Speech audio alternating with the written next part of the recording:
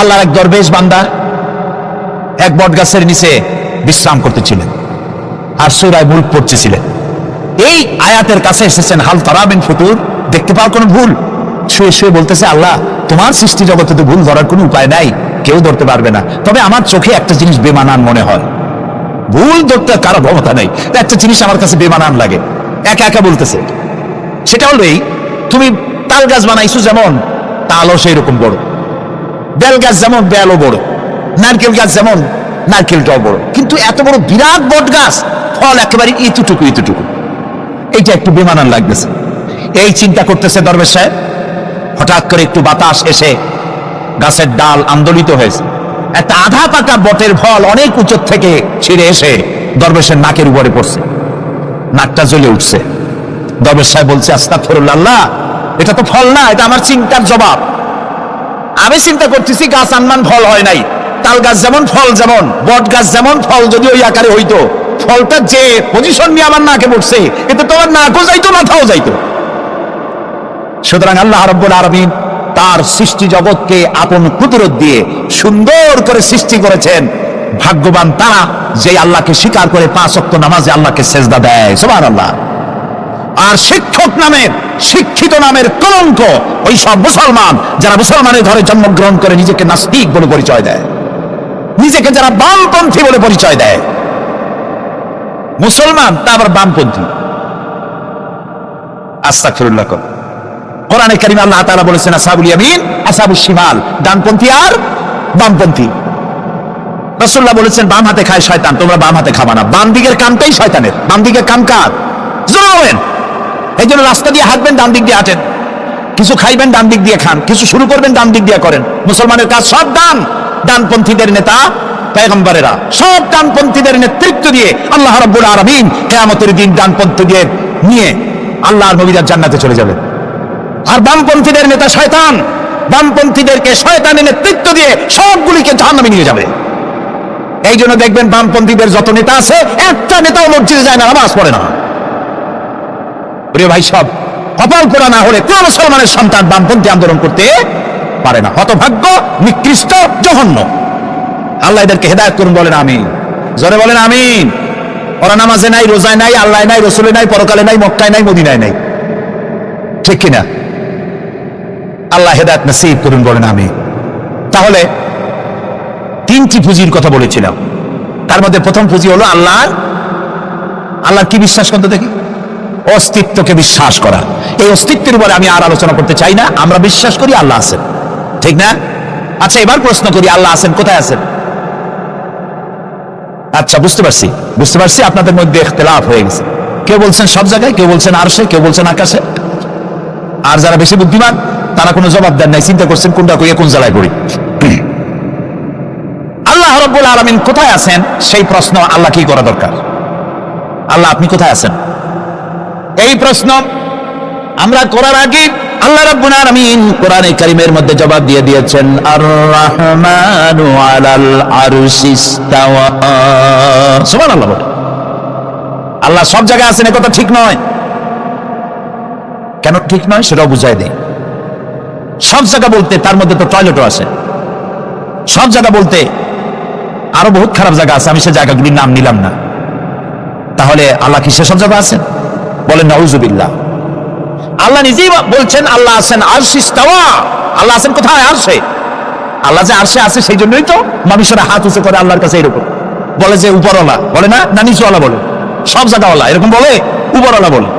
আল্লাহ আছেন আরশে, কিন্তু প্রত্যেক রাতে তিনি প্রথম আকাশে আসেন। সুবহানাল্লাহ। বান্দাদেরকে ডাকার জন্য আসেন। আল্লাহ সর্বত্র জ্ঞান রাখেন। তার ইলমের মধ্যে এক চুল পরিমাণ জায়গা আকাশেও নাই, জমিনেও নাই যে আল্লাহ রাব্বুল আলামিন ওই জায়গাটুকুন সম্পর্কে তাৎক্ষণিকভাবে অবহিত নন। এমন এক চুল পরিমাণ জায়গা আকাশেও নাই, জমিনেও। এটাই হলো আল্লাহ সব জায়গার জ্ঞান তার ইলমের মধ্যে, সব তিনি জানেন।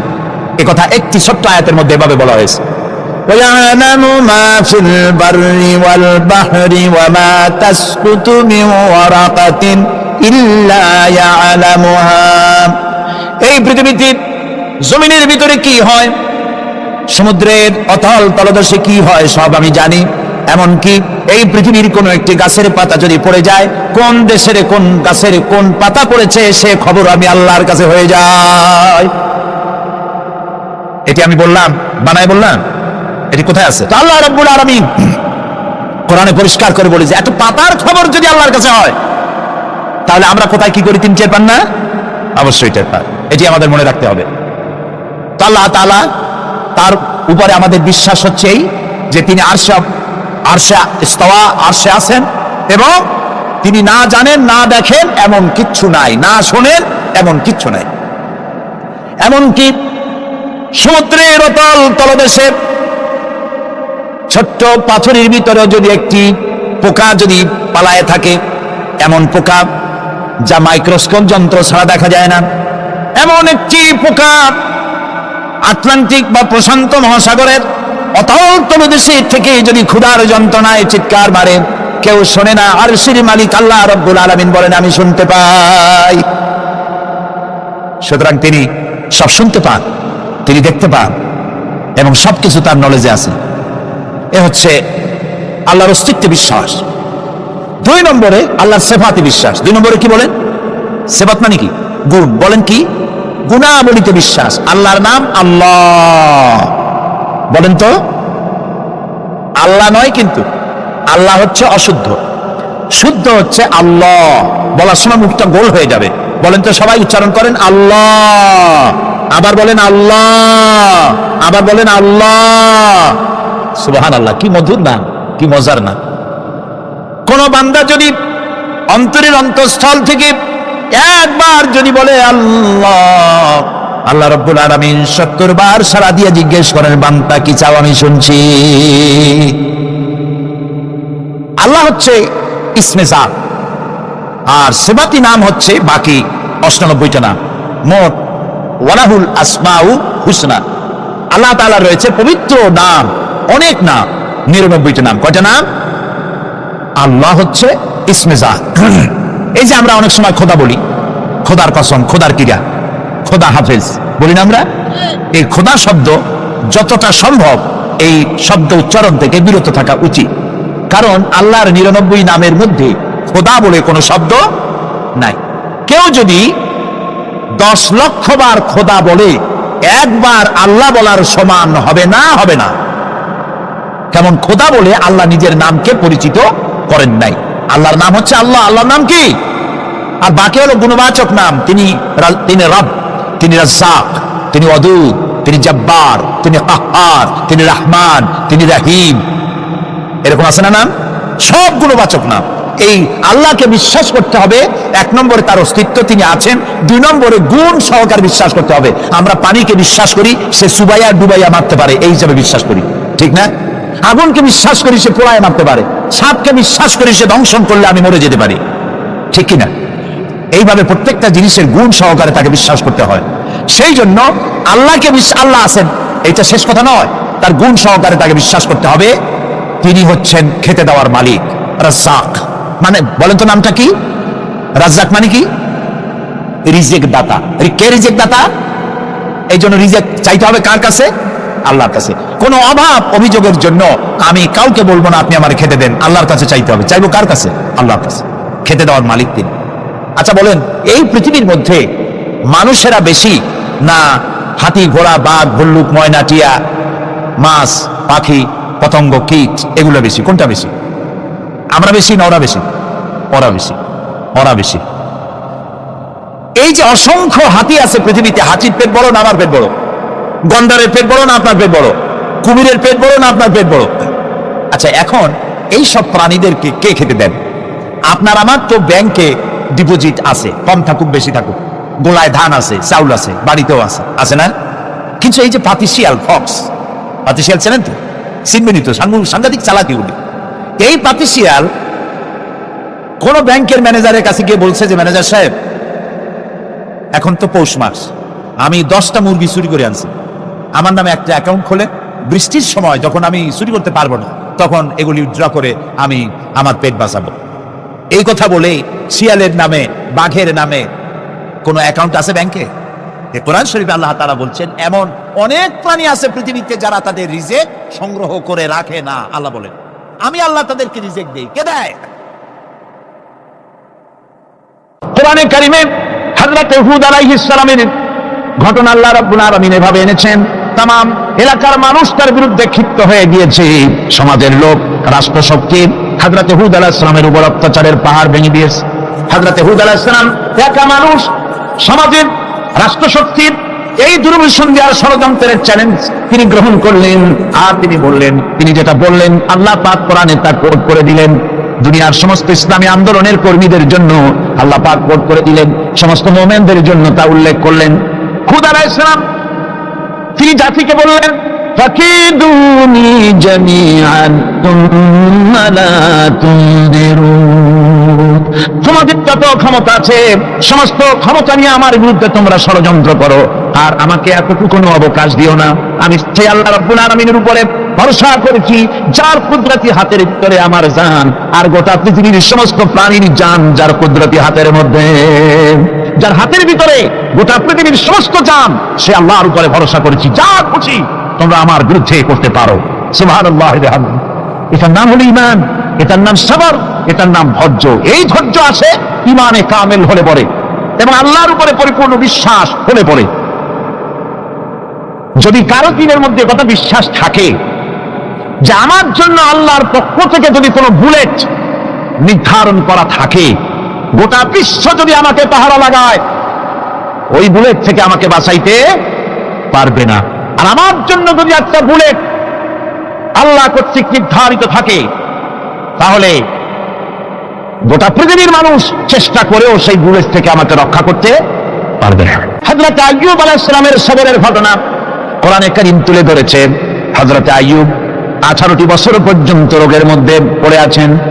এত অসুখ করেছে, এত রোগ, শরীর পচে গিয়েছে, গায়ে পোকা ধরেছে, দুর্গন্ধ হয়ে গিয়েছে, বিবিরা চলে গিয়েছে, ছেলে মেয়ে পাড়ার লোকেরা দূর দূর করে তাড়িয়ে দিয়েছে। এবার জঙ্গলের ভিতরে গিয়ে আশ্রয় দিয়েছেন। এমন অবস্থা হয়েছে, শরীর পচে পচে জিহ্বায় যখন পোকা ধরা শুরু করে দিল, হযরত আইয়ুব আলাইহিস সালাম তখন আল্লাহ রাব্বুল আলামিনের দরবারে এই প্রথমবারের মতো তিনি বললেন, রব্বুল আলামিন, হায় আল্লাহ তাআলা, সমস্ত শরীর জড়জড়া হয়ে গিয়েছে, গায়ে পোকা ধরেছে,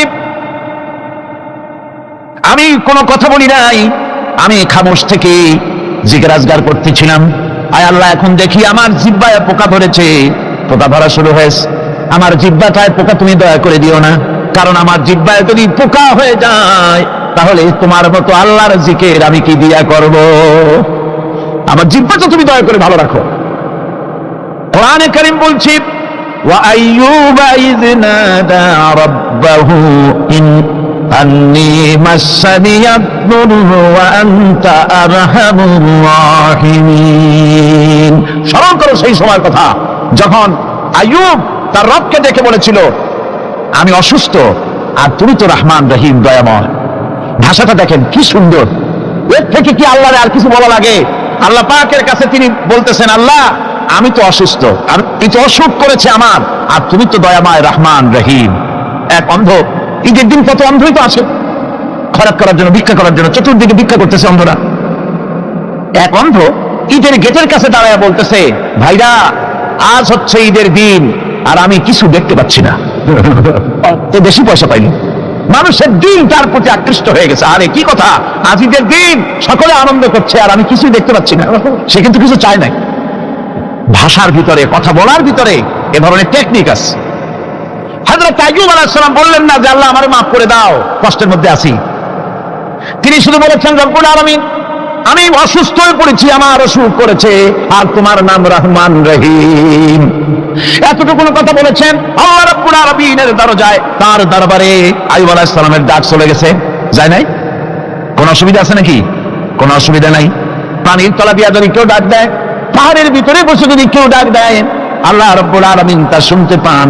ইউনূস আলাইহিস সালাম মাছের পেটে বসে চিৎকার মেরেছিলেন, লা ইলাহা ইল্লা আনতা সুবহানাকা ইন্নী কুনতু মিনাজ জালিমিন।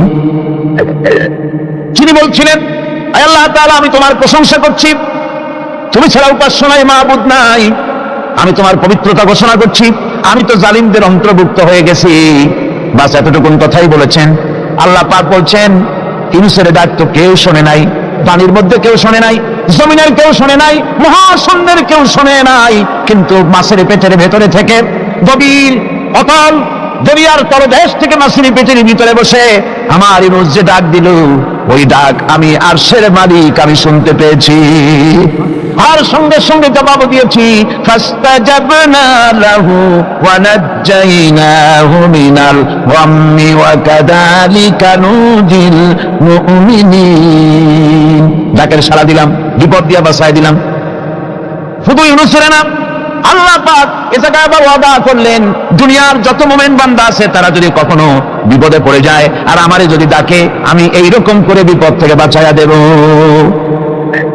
আইয়ুব আলাইহিস সালাম যখন আল্লাহ রাব্বুল আলামিনের কাছে ফরিয়াদ করলেন, আল্লাহ পাক তখন বলছেন, কোরআনে কারীম বলছে, ফাস্তাজাবনা লাহু ফাকাশাফনা মা বিহি মিন দুররি ওয়া আতাইনাহু আহলাহু ওয়া মিসলাহুম মাআহুম রাহমাতাম মিন ইনদিনা ওয়া যিকরা লিল আবিদিন।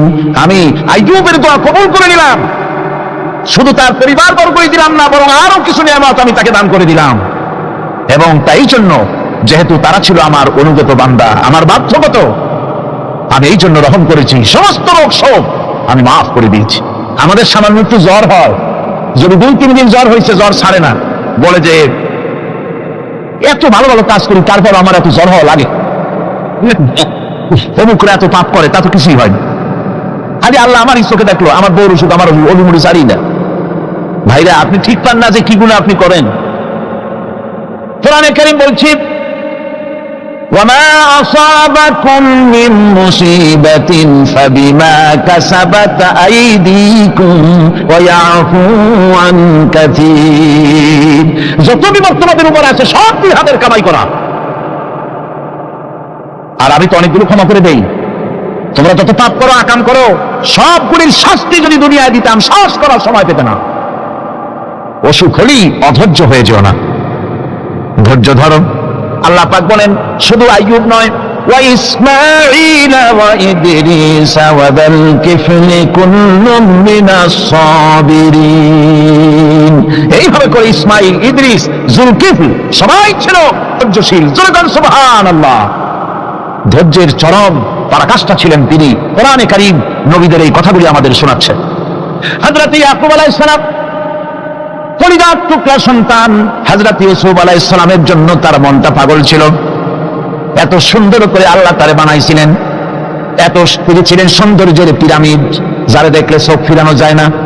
এমন সুন্দর সুপুরুষ যারে দেখি সেই যুগের সুন্দরী যুবতী মেয়েরা রূপের মোহে পড়ে নিজেদের আঙ্গুলগুলি কেটে ফেলে দিয়েছিল।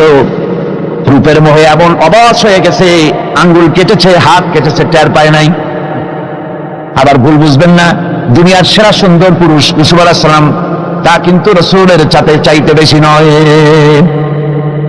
হযরত উম্মুল মুমিনিন আয়েশা রাদিয়াল্লাহু তাআলা আনহা তিনি বলেছেন, যেই সব সুন্দরী রমণীরা ইউসুফ আলাইহিস সালামকে দেখে রূপের মোহে পড়ে নিজেদের আঙ্গুলগুলো কেটে ফেলেছিল, ওরা যদি আমার হাবিবকে দেখতো, ওরা যদি আল্লাহ রাসূলকে দেখতো, তাহলে হাত কাটতে কাটতে কোন ফাঁকেতে কলিজা কেটে ফেলে দিত, ওরা টের পেত না। আবার বন্ধুগণ, হযরত আইয়ুব আলাইহিস সালাম সন্তানের মায়া, অন্যান্য ভাইরা হিংসায় পড়ে গেল, তারা নিয়ে তাকে কুয়ায় ফেলে দিল। সেখান থেকে তারা একটা ছাগল বা কোনো পশু জবাই করে তার রক্ত মাখাইয়া জামায় এনে হাজির করে দিল। হযরত ইয়াকুব আলাইহিস সালামের সামনে যে তারে নিয়ে খেলা করতে গিয়েছিলাম, আমরা খেলায় লিপ্ত ছিলাম, বাগে খেয়ে ফেলাইছে। এগুলি কি গপ্প? এগুলি কি কোরআন? আল্লাহ পাক শোনাচ্ছেন, বিশ্ববাসীকে শোনাইছেন। সূরা ইউসুফের চাইতে এত সুন্দর উপাখ্যান গোটা পৃথিবীতে আর নাই। সুবহানাল্লাহ। অনেকে ইউসুফ জুলাইখার কিসসা খুব মজা করে পড়ে, ফুর্তি করে, প্রেমের গল্প পড়ে। এটা কোনো প্রেমের গল্প নয়। ইউসুফ আলাইহিস সালাম, জুলাইখা ইউসুফ আলাইহিস সালামের জন্য কাঁদতে কাঁদতে চোখ কানা হয়ে গেছে। এরপর ইউসুফ আলাইহিস সালাম জুলাইখারে পাওয়ার জন্য পাগল হয়ে গেছে। নাউজুবিল্লাহ, এটা হয়নি কখনো। তিনি আল্লাহর পয়গম্বর, আর আল্লাহ কেমনে তারে বাঁচিয়েছেন? যখন জুলাইখা ঘরের ভিতরে সুন্দর করে যৌন উন্মাদনামূলক চিত্র অঙ্কিত করে ঘরের মধ্যে আটকায় দিয়েছে, তালা লাগায় দিয়েছে, আর নিজে যৌন দীপক কাপড় চোপড় পরেছে, না পরার মতোই। সে যুগের সুন্দরী মেয়ে জুলাইখা। তার কুপ্রবৃত্তিকে চরিতার্থ করার জন্য আহ্বান করা হয়েছে। হযরত ইউসুফ আলাইহিস সালাম লক্ষ্য করে দেখলেন এমন জায়গা, এখান থেকে পালাবার তো পথ নাই, দরজা বন্ধ করে দিয়েছেন। তিনি শুধু তখন কেবলমাত্র আল্লাহ রাব্বুল আলামিনকে ভয় করলেন। আল্লাহকে ভয় করে আল্লাহর নাম নিয়ে যখন তালাবদ্ধ দরজার দিকে দৌড় দিয়েছেন, আল্লাহ রাব্বুল আলামিন আপন কুদরতে তালাগুলি খুলে দরজা তার জন্য উন্মুক্ত করে দিলেন। ইউসুফ আলাইহিস সালামকে ফালাই দিয়ে এভাবে করে কাপড় এনে দিল তার সামনে, রক্তমাখা কাপড় পেয়ে হযরত ইয়াকুব আলাইহিস সালাম সন্তানদের মুখে কাহিনী শুনে তিনি কি বললেন? কোরআনে কারীম তা কোট করেছে, তিনি চিক দিলেন না, ফাল দিলেন না, ফিট হয়ে পড়লেন না। তিনি বললেন, কলিজার টুকরা সন্তান তার মরার খবর শুনেছেন। তিনি বললেন কি?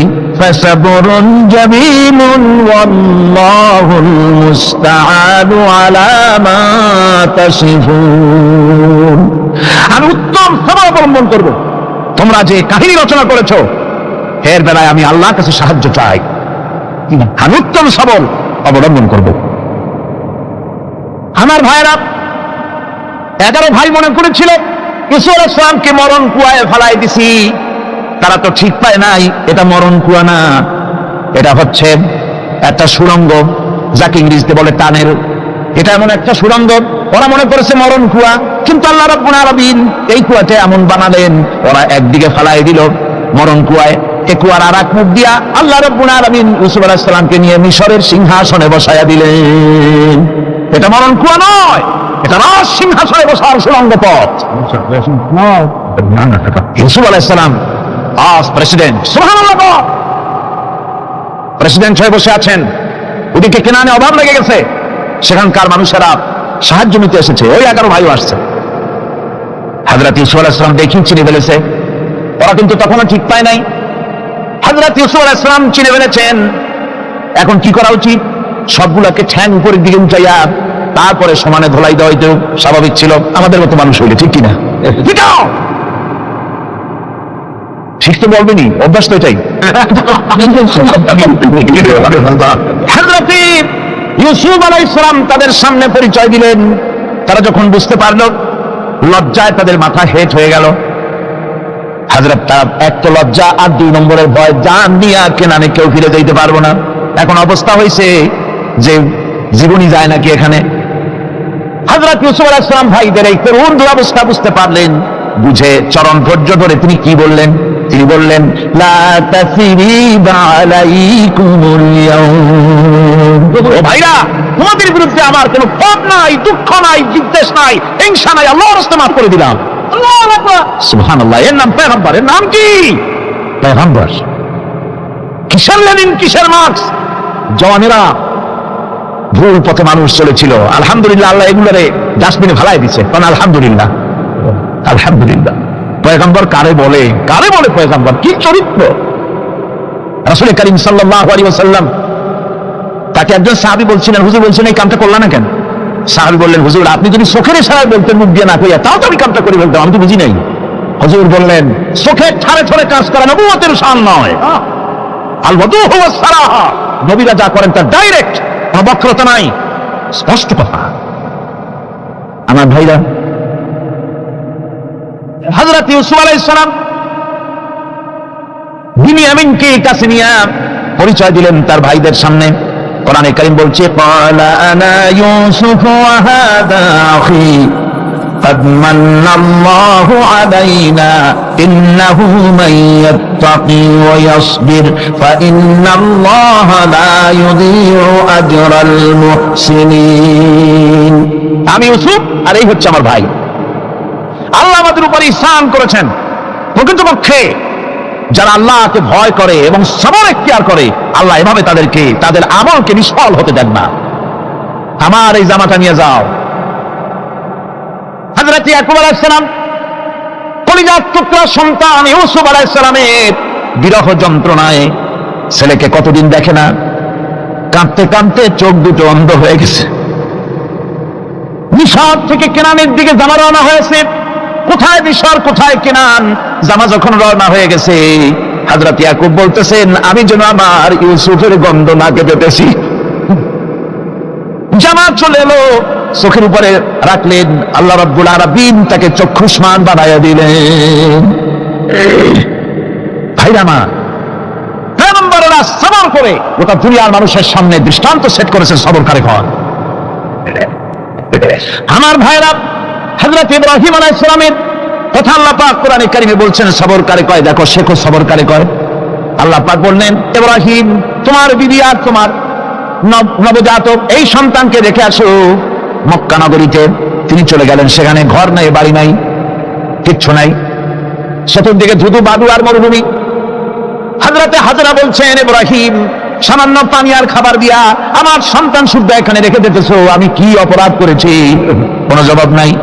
দুইবার তিনবার বলার পরে হাজরা বলছেন, ইব্রাহিম গো, তবে কি আমার আল্লাহর হুকুম মতো আমারে রেখে যাচ্ছ নাকি? হযরত ইব্রাহিম আকাশের দিকে আঙ্গুল উঁচু করলেন, কথা বলবেন, বাক শক্তি বেরোচ্ছে না। 80 বছর বয়সের সময় একটা বাচ্চা আল্লাহ তাআলা দিচ্ছেন, আর এমন বাচ্চা পয়গম্বরের ছেলে, কি সুন্দর চেহারা, মরুভূমির উপরে ফালাই দিয়েছো, ফালাই দিয়ে রওনা হয়ে যাচ্ছেন, মুখ দিয়ে কথা সরছে না, আকাশের দিকে দেখালেন। হযরত হাজরা বুঝতে পারলেন। হযরত হাজরা বলেন, ইব্রাহিম কোনো চিন্তা নাই, নিশ্চিন্ত করে বাড়ি ফিরে যাও। আমি আমার আল্লাহর উপরে এতটা ভরসা করি, আল্লাহর হুকুমে যদি আমার এখানে রেখে যেয়ে থাকো, ওই আল্লাহ পাক আমাকে আর আমার কলিজার টুকরা ইসমাইলকে পানিতে আর খাবারে মারবেন না, অবশ্যই তিনি ব্যবস্থা করবেন। ব্যবস্থা হয়ে গেল। হযরত ইসমাইল বড় হয়ে গেলেন, আল্লাহ পাক অর্ডার করলেন, জবাই করো ছেলেকে। হযরত ইব্রাহিম আলাইহিস সালাম যখন জবাহের প্রস্তাব করলেন, হযরত ইসমাইল তা আপত্তি করতেন, বাবাজি আমার মায়ের আর আমাকে বাচ্চা অবস্থায় ফেলে গেলেন, খাবার দেন নাই, পরার দেন নাই, বছরের পর বছর আমাদের এখানে কাটলো, দেখতেও আসেন নাই, আজ আসছেন জবাব দিতে, এটা কেমন কথা? কি ধরনের বাপ আপনি? এরকম বলছে নাকি? এরকম বলছে? হযরত ইব্রাহিম আলাইহিস সালাম প্রস্তাবটা কিভাবে পারলেন? আল্লাহ পাক কোরআনে কারিমে দৃষ্টান্ত রেখে দিয়েছেন। আল্লাহ পাক বলছেন, হযরত ইব্রাহিম ছেলেকে বললেন, ইয়া বুনাইয়া, ইয়া বুনাইয়া, হে আমার কলিজার টুকরা লাডলা, হে আমার কলিজার টুকরা সন্তান, ইন্নী আরা ফিল মানাম আন্নী আযবাহুক, আমি স্বপ্নে দেখছি আমি যেন তোমাকে জবাই করতেছি, ফানজুর মাযা তারা, তোমার রায় কি বলো? আমি তো স্বপ্নে দেখছি যে আমি তোমার জবাই করতেছি, এখন তোমার রায় কি, তোমার মত কি? হযরত ইসমাঈল আলাইহিস সালাম শুনে দিলেন দৌড়, নাকি না? হযরত ইসমাঈল আলাইহিস সালাম ধৈর্যের প্রতীক, তিনি কি কথা বললেন? তার মুখের কথা কোরআন শরীফে আল্লাহ পাক উঠায় দিলেন। হযরত ইসমাঈল বললেন, ইয়া আবাতি ফাআল মা তুমারু সাতাজিদুনি ইনশাআল্লাহু মিনাস সাবিরিন, হে আমার পিতা, আপনি যে ব্যাপারে আদিষ্ট হয়েছেন আপনি তা পালন করুন, অবশ্যই আমাকে ধৈর্যধারীদের মধ্যে পাওয়া যাবেন। সুবহানাল্লাহ। এক বর্ণনায় এসেছে, হযরত ইসমাঈল বললেন, আব্বাজান আমি ধৈর্যধারীদের ভিতরে আমারে পাবেন, তবে জবাই করার আগে আমার হাত পাটা একটু বেঁধে নেন, কারণ জবাহের যন্ত্রণায় আপনার গায়ে যদি আমার হাত পা লেগে যায় তো বেয়াদবি হয়ে যেতে পারে, আর আমি মরে আমার জবাই হয়ে যাওয়ার পর আমার রক্ত মাখা জামা টানিয়া আমার মা হাজরারে দিবেন, কারণ তাকে মা বলবার মতো আর তো কেউ নাই। হযরত ইব্রাহিম তাকে বাঁধবার জন্য প্রস্তুতি নিলেন। হযরত ইসমাঈল বলছেন, আব্বাজান বাঁধবেন না, বাঁধার প্রয়োজন নাই। বলে, কেন? একবার বাঁধতে বললে আবার তুমি নিষেধ করছো কেন? ছেলে বলছেন, আব্বাজান বাঁধবো না এই জন্যে, হয়তো কিয়ামতে এই প্রশ্ন উঠতে পারে যে আল্লাহর হুকুমে রাজি ছিল না বলে হাত পা বাঁধা জবাই করছে, আমি এই সুযোগ দিব না, আপনি জবাই করেন, আমি এতটুকু নড়াচড়া করব না। ধৈর্যের চরম প্রতীক হযরতে ইসমাঈল আলাইহিস সালাম দেখাই দিয়েছেন ধৈর্য কারে কয়। আমার বন্ধুগণ, এই পৃথিবীর সবচাইতে ধৈর্যের বড় প্রতীক হতেছেন ইমামুল মুরসালিন, আশরাফুল আম্বিয়া, সাইয়্যিদুল মুরসালিন, জনাবে মুহাম্মদুর রাসূলুল্লাহ সাল্লাল্লাহু আলাইহি ওয়াসাল্লাম। আমার বন্ধুগণ, সবচাইতে বড় ধৈর্যের প্রতীক তিনি। কাউকে একটা গালি দেন নাই জীবনে, কাউকে ঠাট্টা করেন নাই, কাউকে মারেন নাই, কারো মনে দুঃখ দেন নাই, তিনি দুঃখ পেয়েছেন, তিনি কাউকে দুঃখ দেন নাই, তিনি কষ্ট পেয়েছেন, কাউকে কষ্ট দেন নাই। আমার ভাইরা, তায়েফের ময়দান, আমার নিজের চোখে তায়েফে যেদিন আমি তায়েফ দেখলাম, আমি তায়েফে ঢুকেছি, জীবনে কোনোদিন যাই নাই, রমজান মুবারকে আমি সেখানে গেলাম। আমাকে বসার জন্য তারা নিয়ে যাবে। আমি বললাম আগে বসবো না, আমারে আগে নিয়ে যাও, আমার নবীকে কোন জায়গায় ওরা মেরেছিল সে জায়গাটা দেখাও।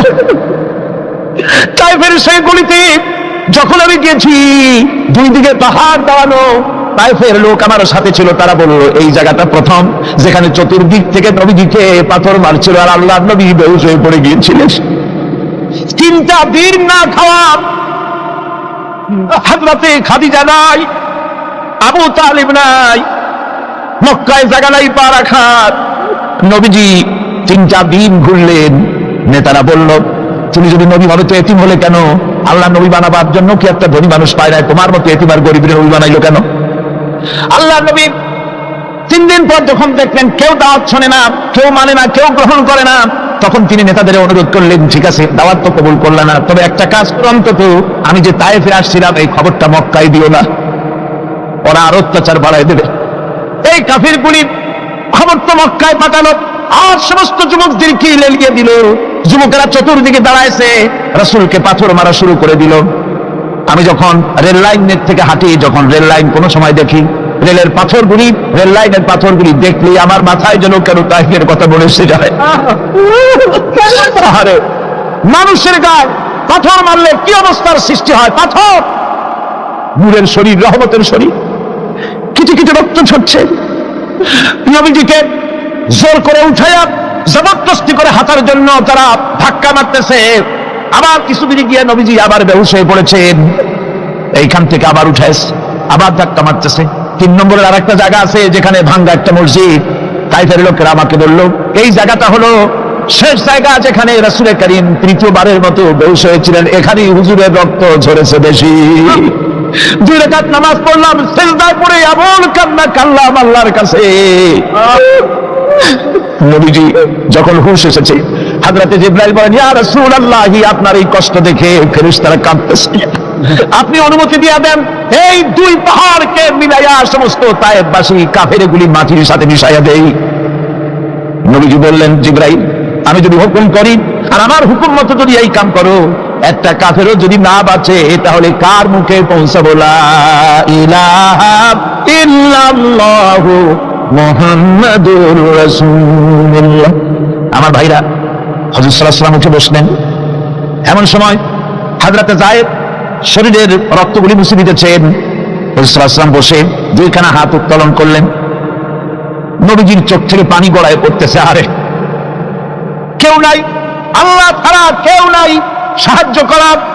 নবীজি হাত তুলে মোনাজাত করতেছেন, চোখ দিয়া পানি পড়ে দাড়ি ভিজে পড়তেছে, গায়ে দিয়া রক্ত ঝরতেছে।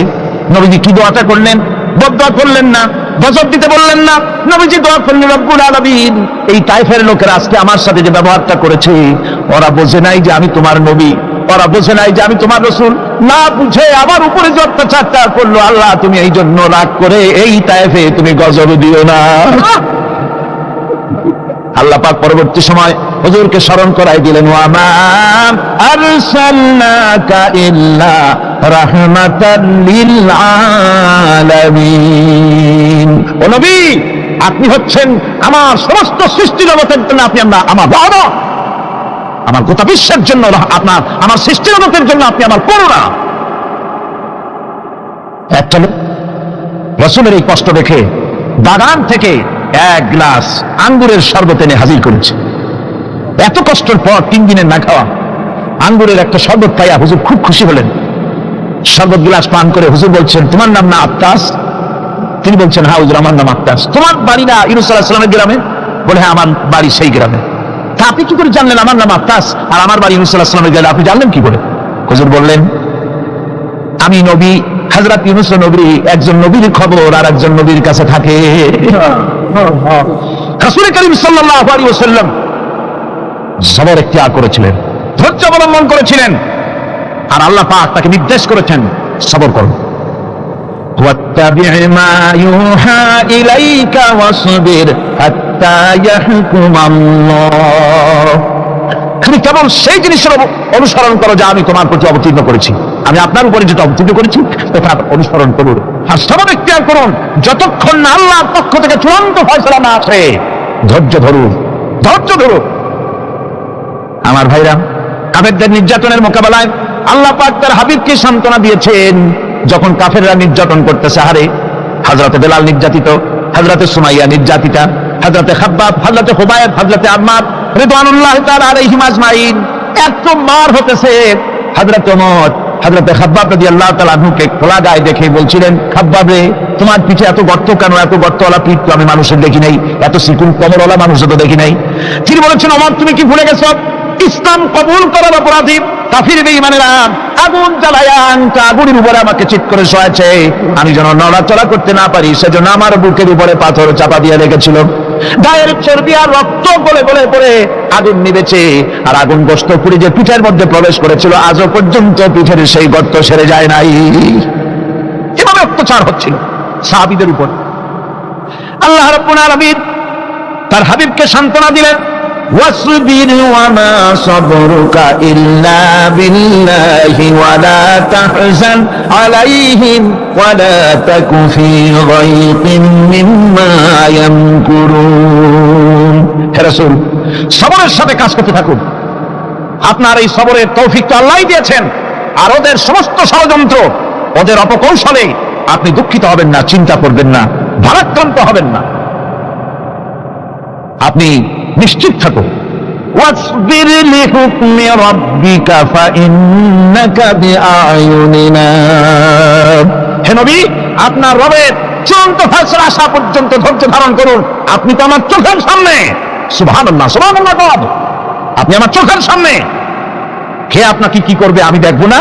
সুবহানাল্লাহ। মন্ত্রী যদি, এই সলিমুদ্দিন মার্কা মন্ত্রী যত আছে, এই মন্ত্রীরা যদি দেখাতে ভয় কিসের? আমি তোকে দেখছি না? সাহসটা কেমন বাড়ে, কেমন বাড়ে সাহস। আর এ কোনো মন্ত্রী ছাতা মাতা না, কোন প্রেসিডেন্ট রাজা বাচ্চা না, আকাশ আর জমিনের মালিক আমার আল্লাহ রাব্বুল আলামিন বলছেন, হাবিব কোন চিন্তা নাই, আপনি আমার চোখের সামনে।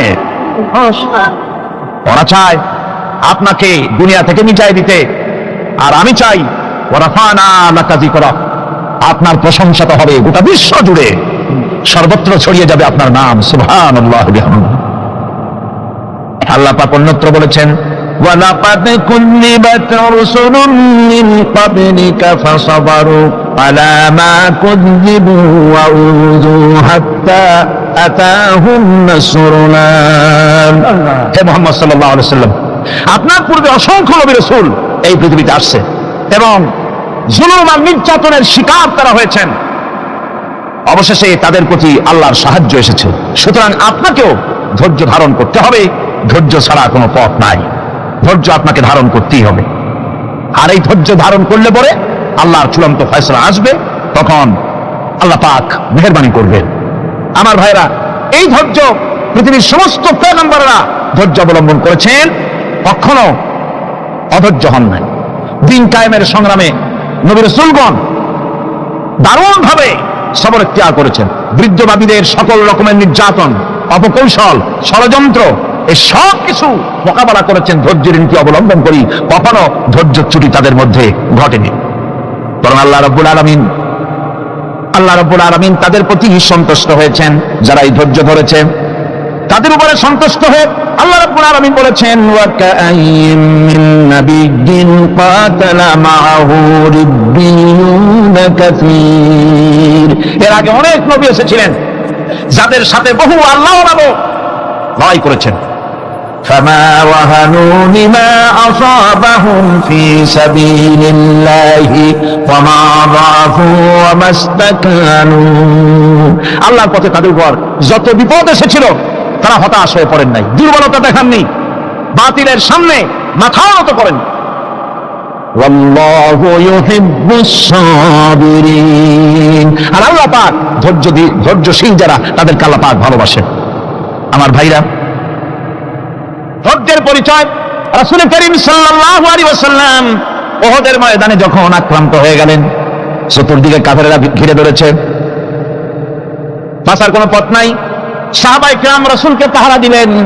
যারা রাসূলকে পাহারা দিতে দাঁড়াইছেন, জীবন দিয়া পাহারা দিতে দাঁড়ায় গেছে। রাসূলের দিকে মুখ দিয়া, পিঠটা বাইরের দিকে দিয়ে রাসূলকে পাহারা দেওয়া শুরু করেছেন।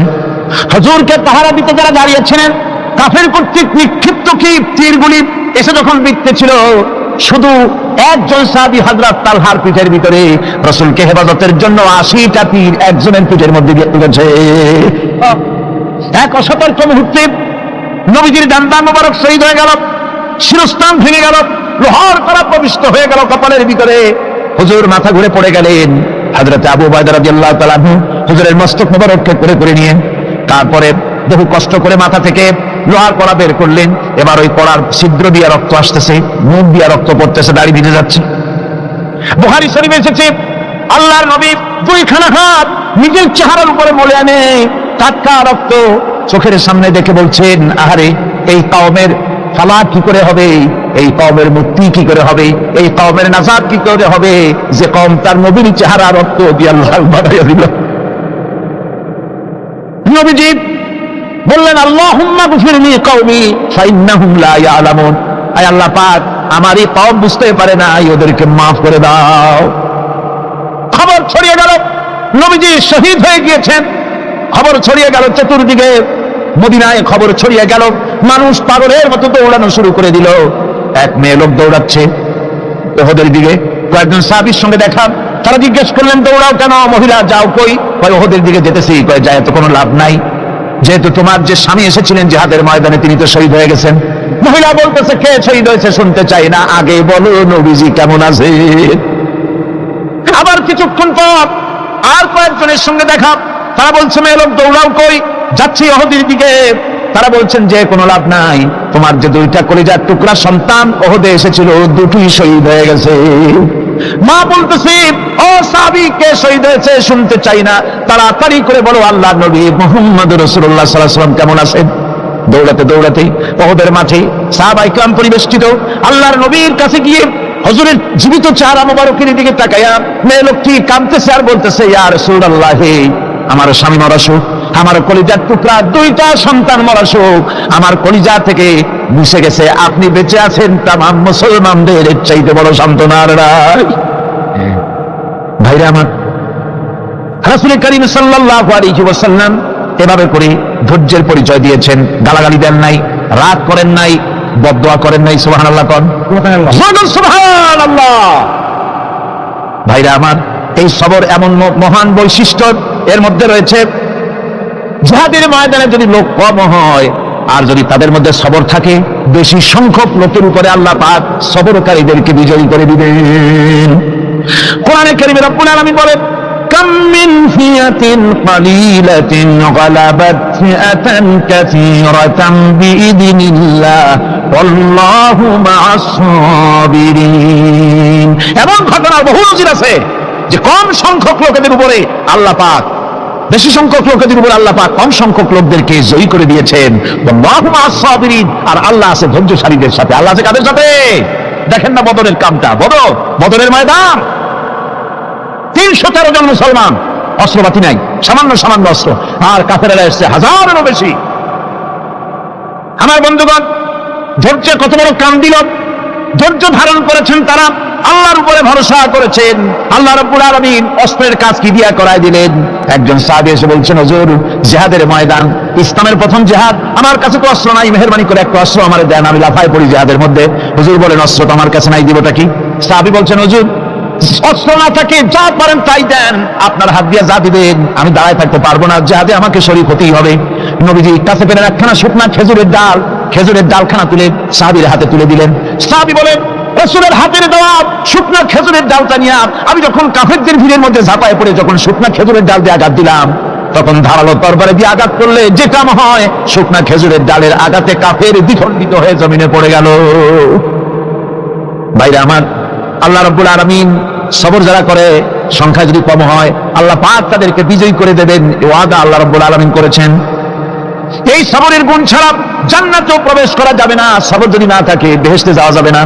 ভালো করে মনে রাখেন, আল্লাহ পাক বলছেন, আম্মা হাসিবতুম আন তাদখুলুল জান্নাতা ওয়া লাম্মা ইয়া'লামিল্লাহুল্লাযীনা জাহাদু মিনকুম ওয়া ইয়া'লামাস সাবিরিন। তোমরা কি মনে করেছো এমনি বেহেশতে চলে যাবা?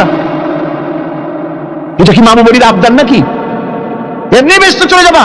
অথচ আল্লাহ রাব্বুল আলামিন এখনো দেখেন নেননি যে তোমাদের মধ্যে কারা জিহাদ করতে প্রস্তুত, কারা তোমাদের মধ্যে জিহাদ করে জান দেওয়ার জন্য প্রস্তুত আর কারা ধৈর্যধারী, এটা তো আল্লাহ এখনো দেখে নেন নাই। সুতরাং যা হক এবং বাতিলের সংগ্রামে লিপ্ত হতে হবে। আল্লাহ দেখতে চান কারা জীবন দিতে চায়। সুতরাং ইসলামী আন্দোলনে যারা শরীক হবে তাদের বিপদ এবং মুসিবত দিয়ে আল্লাহ রাব্বুল আলামিন তাদের সাহসিকতা এবং ধৈর্যের পরীক্ষা নেবেন। কোরআনে কারীম বলছেন, وَلَنَبْلُوَنَّكُمْ حَتَّى نَعْلَمَ الْمُجَاهِدِينَ مِنكُمْ وَالصَّابِرِينَ وَنَبْلُوَ أَخْبَارَكُمْ। অবশ্যই আমি তোমাদেরকে পরীক্ষার সম্মুখীন করব, আর তোমাদের মধ্যে সত্যিকার মুজাহিদ, দৃঢ়তা অবলম্বনকারী কারা আমি তা দেখব। এটা যেন আমি দেখে নিতে পারি, সেই জন্য আমি বিপদ এবং মুসিবতের মধ্যে তোমাদের ফেলবো। ধৈর্যধারীদের উপরে আমার রহমত অবশ্যই থাকবে। খবর এমন এক সম্পদ যা ধারণ করলে পরে আল্লাহ রাব্বুল আলামিন রাষ্ট্রীয় ক্ষমতা দান করে দেন। সুবহানাল্লাহ, জোরে বলেন সুবহানাল্লাহ। ধৈর্য ধারণ করলে আল্লাহ রাষ্ট্রের মতো বিরাট নিয়ামত আল্লাহ হাতে তুলে দিবেন। তার প্রমাণ কোরআন শরীফে আল্লাহ বলছেন, বনী ইসরাঈলরা মিশর থেকে যখন বহিষ্কার হয়ে গেল, তাদের যখন পা রাখার কোনো জায়গা থাকলো না, বনী ইসরাঈলরা মিশর থেকে যখন বহিষ্কার হয়ে গেল, এরপরে আল্লাহ পাক তারা যখন ধৈর্য অবলম্বন করলো, আল্লাহ পাক তাদের ব্যাপারে বলছেন, ওয়া আওরাসনাল কওমাল্লাযীনা কানু ইসতাদআফুনা মাশারিকাল আরদি ওয়া মাগারিবা আল্লাতী বারাকনা ফিহা। আর তাদের স্থলে আমি নির্যাতিত লোকদেরকে প্রতিষ্ঠিত করলাম। পশ্চিম এবং উত্তরের তাদেরকে আমি পশ্চিম এবং পশ্চিম এবং পূর্বের উত্তরাধিকারী তাদেরকে বানায় দিলাম। বিরাট এলাকা তাদের হাতে আমি তুলে দিলাম। ওয়া তাম্মাত কালিমাতু রাব্বিকাল হুসনা আলা বানি ইসরাঈলা বিমা সাবারু। আর এভাবে করে আল্লাহ পাক তার কথাকে পূর্ণ করলেন বনী ইসরাঈলদের উপরে সবর ইখতিয়ার করার জন্য। ধৈর্য ধরার কারণে আল্লাহ পাক রাষ্ট্রের মালিক তাদের বানায় দিলেন। জোরে বলেন সুবহানাল্লাহ। সবর যদি করা হয়, তো যুদ্ধ যদি বাদে যদি জাহাজ শুরু হয়ে যায়, আল্লাহ পাক বলেছেন ফেরেশতা দিয়ে সাহায্য করবে। যদি সবর থাকে, তোমাদের সবর থাকলে আল্লাহ কি দিয়ে সাহায্য করবেন? ফেরেশতা। কোরআনে কারীম বলছে, বালা ইন তাসবিরু ওয়া তাত্তাকু ওয়া ইয়াতুকুম মিন ফাওরিহিম হাদা ইউমদিদুকুম রাব্বুকুম বিখামসাতি আলাফিন মিনাল মালাইকাতি মুসাউমিন। হ্যাঁ, তোমরা যদি ধৈর্য অবলম্বন করো আর আল্লাহকে ভয় করে চলো, তাহলে এক্ষুনি আল্লাহ রাব্বুল আলামিন তোমাদের জন্য কাতারে কাতারে শৃঙ্খলাবদ্ধ ৫,০০০ ফেরেশতা দিয়ে তোমাদেরকে সাহায্য করবেন। সুবহানাল্লাহ। তোমাদেরকে ফেরেশতা দিয়ে সাহায্য করা হবে। তোমরা যদি সবর ইখতিয়ার করো, তাহলে সংখ্যা যদি কম হয়, বেশি সংখ্যার উপরে জয়ী করে দেব। ইয়াকুম মিনকুম ২০ সাবিরুনা ইয়াগলিবু মিয়াতাইন। যদি তোমাদের ভিতরে ধৈর্যশীল ২০ জন হয়, আমি ২০০ কাফেরের বিরুদ্ধে তোমাদেরকে জয়ী করে দেবো। সুবহানাল্লাহ। তোমরা যদি হও ধৈর্যশীল ২০০ জন, ২০০ কাফেরের উপরে তোমরা জয়যুক্ত হয়ে যাবে। আর বিপদ আর মুসিবতে যারা ধৈর্য ধরে, তাদের জন্য আল্লাহর পক্ষ থেকে সুসংবাদ। সুসংবাদ কাদের জন্য? ধৈর্যধারীদের জন্য। কোরআনে কারীম বলছে, ওয়াবাশশিরিস সাবিরিনা আল্লাযীনা ইযা আসাবাতহুম মুসিবাতুন ক্বালু ইন্না লিল্লাহি ওয়া ইন্না ইলাইহি রাজিউন। সুসংবাদ সেই সব ধৈর্যশালীদের জন্য যারা নাকি বিপদ এবং মুসিবতে আসলে যারা বলে, কি বলে? পড়েন আমার সাথে, ইন্না লিল্লাহি ওয়া ইন্না ইলাইহি রাজিউন। এটা শুধু আমাদের লোকেরা কেউ বললে পড়ে, এটা শুধু মরার সময় নয়, বরং যে কোনো বিপদ আর মুসিবত এলে মুমিন বান্দা যারা, তারা কি করবে? ইন্না লিল্লাহি ওয়া ইন্না ইলাইহি রাজিউন। নিশ্চয়ই নিশ্চয়ই আমরা আল্লাহর জন্য এবং আমাদের সকলকেই আল্লাহর কাছে ফিরে যেতে হবে, প্রত্যাবর্তিত হতে হবে। সবরকারীদের জন্য রয়েছে জান্নাতের সুউচ্চ সম্মানের জায়গা। জান্নাতে সবচেয়ে সম্মানজনক জায়গা আল্লাহ রাব্বুল আলামিন ধৈর্যশালীদেরকে দান করবেন। কোরআনে কারীম বলছেন, উলাইকা ইউজসাউনাল গুরফাতা বিমা সাবারু ওয়া ইউলাক্কাউনা ফিহা তাহিয়াতাও ওয়া সালামা। এরা হলো সেই সব লোক যাদেরকে প্রদান করা হবে বেহেশতের সুউচ্চ মঞ্জিল, কারণ তারা সবর ইখতিয়ার করেছিল, তারা সবর করছিল, এই জন্য বেহেশতের সবচেয়ে ভালো জায়গা তাদের দেওয়া হবে। কোন আলহামদুলিল্লাহ, জোরে কোন আলহামদুলিল্লাহ। এবং জান্নাতে সবরকারীদেরকে সম্বর্ধনা দেওয়া হবে, সম্বর্ধনা দেওয়া হবে। খালিদিনা ফিহা হাসনাত মুস্তাকাররান ওয়া মুকামা, চিরদিন তারা জান্নাতের ভেতরে বসবাস করবে এবং কতই না সুন্দর, কতই না উত্তম জায়গা সবরকারীদের জন্য আল্লাহ বেহেশতের মধ্যে রেখে যাবেন। জান্নাতে প্রবেশ করার সাথে সাথে চতুর্দিক থেকে ফেরেশতারা ছুটে আসবে সবরকারীদের জন্য। ওয়াল মালাইকাতু ইয়াদখুলুনা আলাইহিম মিন কুল্লি বাব, চতুর্দিক থেকে ফেরেশতারা তাদেরকে ইস্তেকবাল করবে। কি বলবে? সালামুন আলাইকুম বিমা সাবারতুম ফানি'মা উকবাদ-দার, তোমাদের প্রতি শান্তি বর্ষিত হোক, কারণ তোমরা পৃথিবীতে সবর অবলম্বন করেছিল। কতই না উত্তম জায়গা, কতই না সুন্দর জায়গা আল্লাহ রাব্বুল আলামিন সবরের বিনিময় তোমাদেরকে দান করেছেন। সুতরাং এই সবর হচ্ছে মুসলমানদের জন্য সবচেয়ে বড় নিয়ামত। আজ আমার তো মনে হয় পৃথিবীতে মুসলমানরাই সবচেয়ে বেসবর। ট্রেনে যাবে বসা নিয়ে বেসবর, টিকিট নিয়ে বেসবর, বাসের মধ্যে বেসবর, বাজারে যাবে বেসবর, স্কুলে যাবে বেসবর, যেখানে যান সব জায়গায় আমরা বেশি অধৈর্য, ঠিক কিনা কর? সামান্য সামান্য জিনিস নিয়ে ঝগড়া করা, মারামারি করা, এই হচ্ছে আমাদের ট্র্যাডিশন। ধৈর্য অবলম্বন করতে হবে জীবনের সকল ক্ষেত্রে, এই ধৈর্য আমাদেরকে রক্ষা করতে হবে। এই ধরনের ধৈর্য যদি আমরা অবলম্বন করতে পারি তাহলে আল্লাহ পাক বলছেন উলাইকাল্লাযীনা সাদাকু ওয়া উলাইকা হুমুল মুত্তাকুন, এরাই হলো ঈমানের দাবিতে সত্যবাদী। কোন আলহামদুলিল্লাহ। কারা কারা? না না, শুধু সবরকারী না, এই যে 10টা পয়েন্ট বলা হলো, কয়টা পয়েন্ট বলা হয়েছে? 10টি পয়েন্ট। সেই 10টি পয়েন্ট যারা পালন করবে এরা হলো ঈমানের দাবিতে সত্যবাদী, আর এরাই হচ্ছে প্রকৃতপক্ষের মুত্তাকি। আমরা মুত্তাকি বুঝি দাঁতে ছাতা, দাড়ি দাড়ি আশ্রয় না, জাব্বা জুব্বা গায়ে দিয়ে কোনো জায়গায় পড়ে থাকে, হ্যাঁ, এটা বড় মুত্তাকি, খুব পরেজগার। সালার সত্তর যদি পড়ে তাহলে তো আরো বড় পরেজগার। জি, আর যদি কাপড় চোপড় মোটেও না থাকে তাহলে তো খাজা বাবা হয়ে গেল। আর আল্লাহ বলছে মুত্তাকি কারে কয়? শোনো, এরা কয় মুত্তাকি যাদের মধ্যে এই 10টা গুণ আছে। এই 10টি সত্য যদি সম্পাদন করতে পারি, যদি আমল করতে পারি, জীবন ধন্য হয়ে যাবে। সেই 10টি কথা আমি আবার আপনাদের স্মরণ পটে তুলে দিতে চাই, প্যাকেট করে পকেটে উঠাই দিতে চাই, যেন বাড়ি নিয়ে যেতে পারেন। 1 নম্বর হচ্ছে 10টি পয়েন্টের 1 নম্বর আল্লাহর প্রতি ঈমান।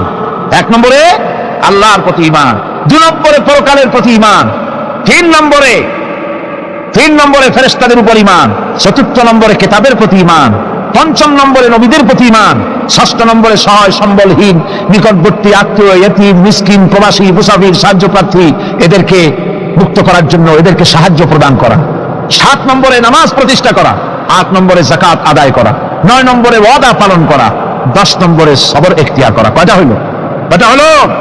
এই 10টি কাজ যদি আমরা পালন করতে পারি, বিপদে মুসিবতে ধৈর্য ধারণ করতে পারি, যত মুসিবত আসুক, আসলে এগুলি কিছু না। মুসিবত আল্লাহ টেস্ট করবেন, মুসিবত দিয়া আল্লাহ টেস্ট করেন।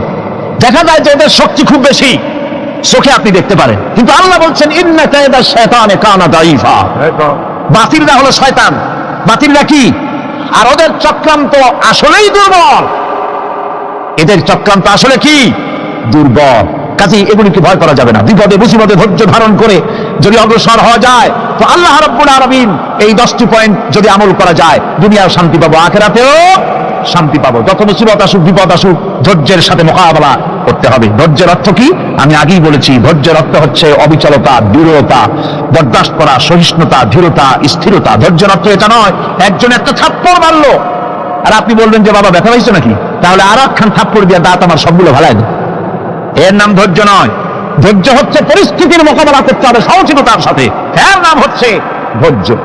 ওই যে আমি একটা দৃষ্টান্ত দিয়ে থাকি, এক সাপ একবার মুরিদ হয়েছিল এক পীর সাহেবের কাছে। পীর বলছিলেন যে আমি তো এইসব সাপটা মুরিদ বানাই না হুজুর, আমার বানান।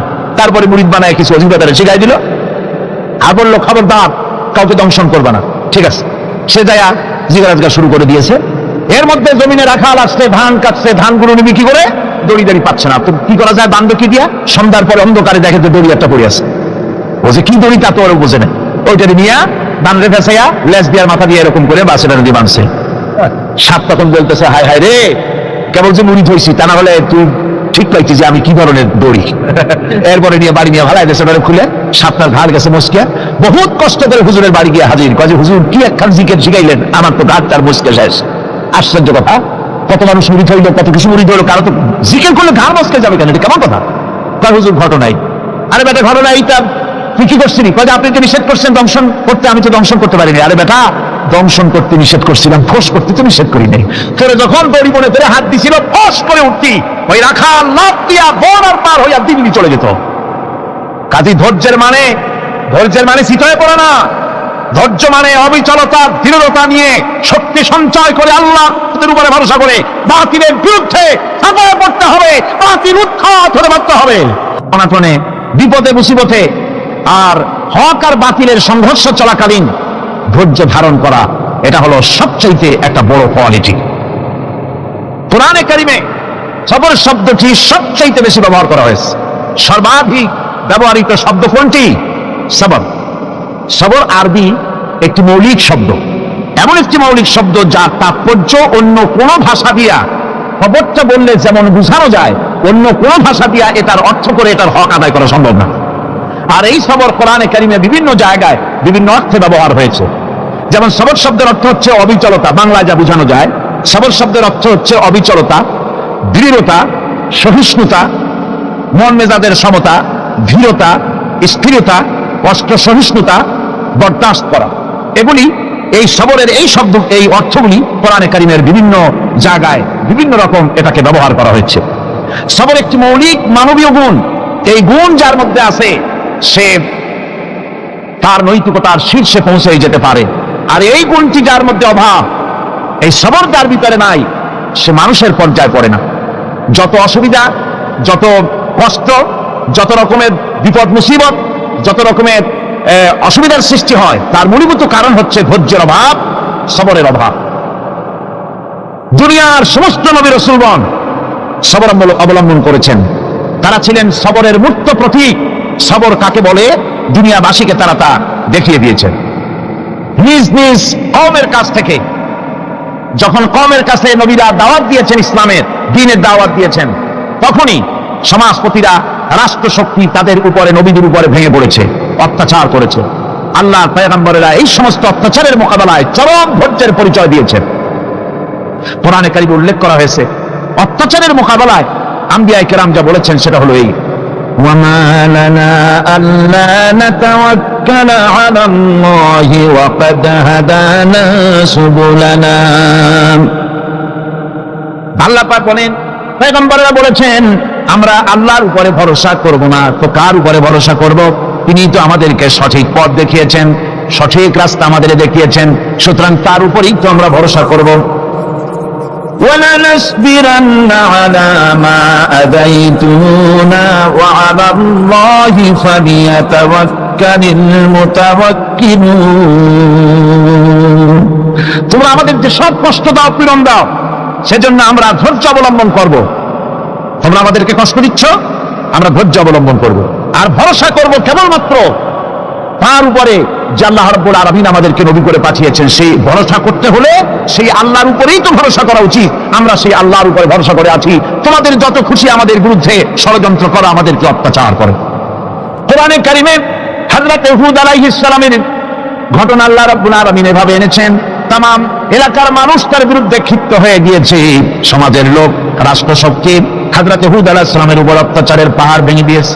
হযরত হুদ আলাইহিস সালাম একা মানুষ, সমাজের রাষ্ট্রশক্তির এই দুর্বিষণ দেওয়ার ষড়যন্ত্রের চ্যালেঞ্জ তিনি গ্রহণ করলেন। আর তিনি বললেন, তিনি যেটা বললেন আল্লাহ পাক কোরআনে তা কোট করে দিলেন। দুনিয়ার সমস্ত ইসলামী আন্দোলনের কর্মীদের জন্য আল্লাহ পাক কোট করে দিলেন, সমস্ত মুমিনদের জন্য তা উল্লেখ করলেন।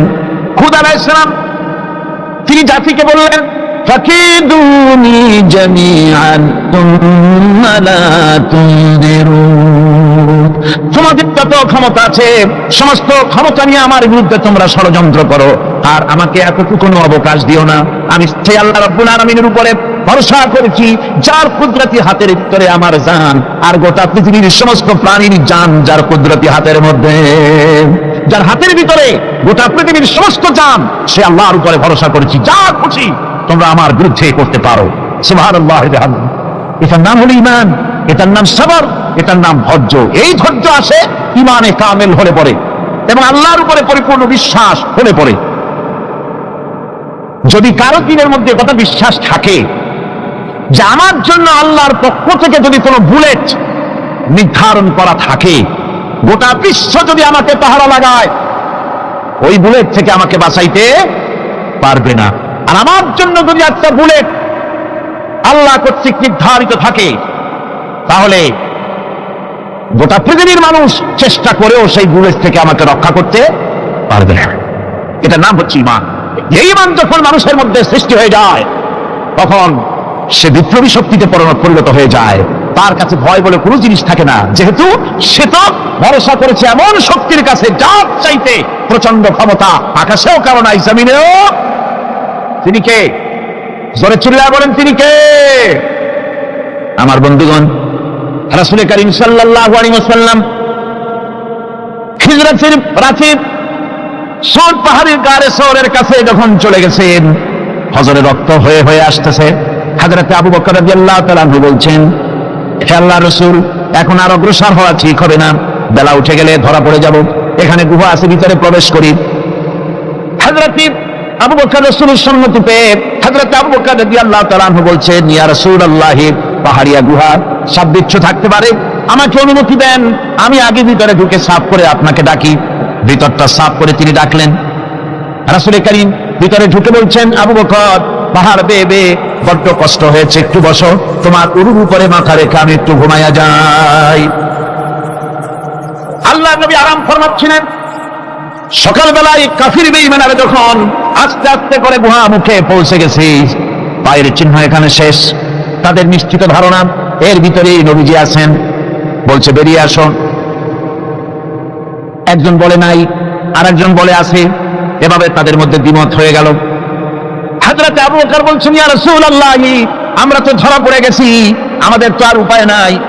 এই গুহাটা এতই অগভীর, শুয়ে যদি হাত উঁচু করা যায় উপর থেকে দেখা যায়, বসতে পরে মাথা দেখা যায়, ধরা তো পড়ে গেছি, উপায় নাই। আল্লাহর নবী তখন তার হাবিব, তার বন্ধুকে কি বললেন? বিশ্ববাসীর জন্য আল্লাহ পাক কোরআনে তা উঠায় দিলেন। নবীজি তার বন্ধুকে দেখে বললেন, লা তাহজান ইন্নাল্লাহা মা'ানা। ও আমার সাথী, কোনো চিন্তা করো না, ভয় পেও না, শঙ্কিত হও না, আমরা মাইনরিটি নই, আমরাই মেজরিটি, কারণ আল্লাহ রাব্বুল আলামিন আমাদের সাথে আছেন। সুবহানাল্লাহ। এই চিন্তা, এই ধারণা যদি মানুষের মনের মধ্যে থাকে, তাহলে কখনোই তার মন দুর্বল হবে না, ঈমান দুর্বল হবে না। রব্বানা যালামনা আনফুসানা ওয়া ইন লাম তাগফির লানা ওয়া তারহামনা লানাকুনান্না মিনাল খাসিরিন। রব্বানা লা তুযিগ কুলুবানা বা'দা ইয হাদাইতানা ওয়া হাব লানা মিন লাদুনকা রাহমাতান ইন্নাকা আনতাল ওয়াহ্হাব। আয় আল্লাহ তাআলা, এই বিশাল জনসমুদ্র নিয়ে তোমার দরবারে হাত তুলেছি পবিত্র মেরাজের রজনীতে। আয় আল্লাহ, তুমি দয়া করে মেহেরবানি করে আমাদের আলোচনা, দুরূদ সালামের সওয়াব আমাদের বিশ্ব নবী, তোমার প্রিয় হাবিব জনাবে মুহাম্মদ রাসূলুল্লাহ সাল্লাল্লাহু আলাইহি ওয়াসাল্লামের রূহ মুবারকে পৌঁছায়া দাও। সমগ্র বিশ্বের মাটির নিচে যত মুমিন মুমিনাত শুয়ে আছেন, তাদের আরো আর পরে সওয়াব পৌঁছায় দাও। আমাদের মা বাপ যাদের দুনিয়া থেকে বিদায় হয়ে গেল, আল্লাহ কবরগুলিকে জান্নাতের টুকরায় পরিণত করে দাও। রব্বির হামহুমা কামা রব্বায়ানি সগীরা। পড়েন সবাই, রব্বির হামহুমা কামা রব্বায়ানি সগীরা। হে আল্লাহ তাআলা, বহু মানুষ দোয়া চেয়েছি, কতজনের কত কষ্ট, কেউ হসপিটালে আছে, কারো অপারেশন হবে, কেউ বা মরে গেছে, কেউ বা মামলা মোকদ্দমায় আছে, কেউ বা পারিবারিক অশান্তিতে আছে। আল্লাহ, যিনি যেই নিয়তে দোয়া চেয়েছে, মেহেরবানি করে সেই নেক নিয়ত তোমার দরবারে কবুল করে নাও।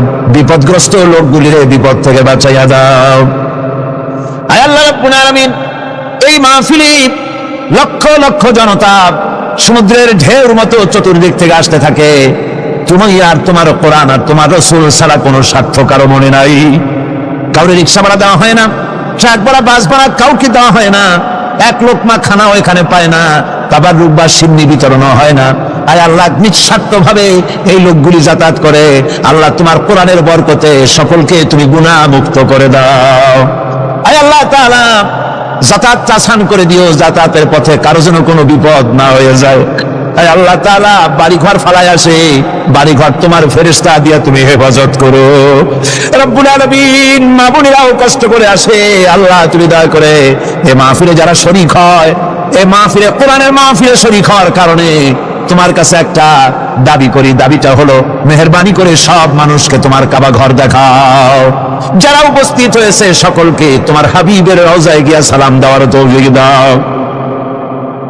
ربنا تقبل منا إنك أنت السميع العليم وتب علينا إنك أنت التواب الرحيم سبحان ربك رب العزة عما يصفون سلام على المرسلين الحمد لله رب العالمين واجعل آخر كلمتنا عند الموت لا إله إلا الله محمد رسول الله السلام عليكم ورحمة الله